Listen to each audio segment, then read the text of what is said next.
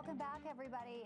Joe Biden made some comments about the bridge in Maryland after it collapsed. And one of the things he said is raising a lot of eyebrows because he's talking about how he commuted over the collapsed bridge by train many times. However, this bridge does not have any rail lines on it. Here is the president's comments. At about 1:30, container ship struck the Francis Scott Key Bridge, which I've been over many, many times commuting from the state of Delaware either on a train or by car. All right, it's not the first time the commander-in-chief has been caught stretching the truth or completely making up what many say are just phony stories. And obviously, it's a question now coming into play this election season very, very frequently. Let's bring in our panel to talk about this. Democratic strategist, talk radio host Robert Patillo, and Newsmax contributor Tom Borelli. Gentlemen, welcome in. Good to see you. Good to see you. Good afternoon. So there's lies, and then there's, half-truths, there's white lies, and, okay, there's obviously maybe this was a mistake, and he thought he was talking about a different bridge. But we can go back to comments he's made about not making money from China, not being involved in his son's business, which now, according to Comer, he can come in and talk about because it seems like Joe Biden may have some explaining to do about some of the things he's been on the record in lieu of some of the documents oversight has found. Robert, is that a fair assessment?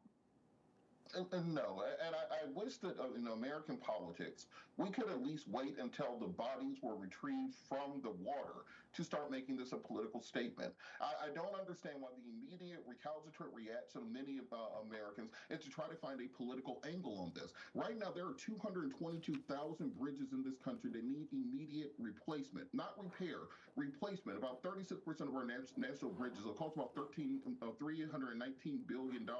Of another 56% of our bridges are over 50 years old and seen as being deficient, where they are in need of urgent and immediate repair. So the conversation we need to be having as a country is what can we do to make sure we are working on the infrastructure of this nation and to ensure that we don't have tragedies like this happening on a regular basis. And to turn this into a political spin about President Biden for getting a bridge, I think this I like where you're coming from, Robert. Of this country.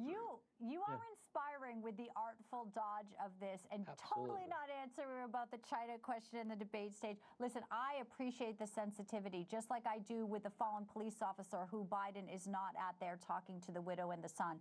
But we could parse it from the leader of the free world making comments that aren't factually correct, maybe about his mental cognitive ability, maybe about something even more sinister. Tom, I'll let you respond to Robert's thoughtful comments. Well, the fact is, Joe Biden has been a liar and a cheat his entire adult life. He plagiarized 5 pages in a law school article, 5 pages. In 1987, he dropped out of the presidential race because the media was all over him for plagiarizing other people's work, other politicians. Then you fast forward to what you just mentioned. He denied knowing anything about Hunter Biden's business workings, deals, but he absolutely did. He had dinner with people in Cafe Milano, Biden's associates. There's pictures of him on a golf course with Biden's associates. Biden has been a liar, a cheat his entire life. I don't know any other profession where you could get away with being such a massive liar.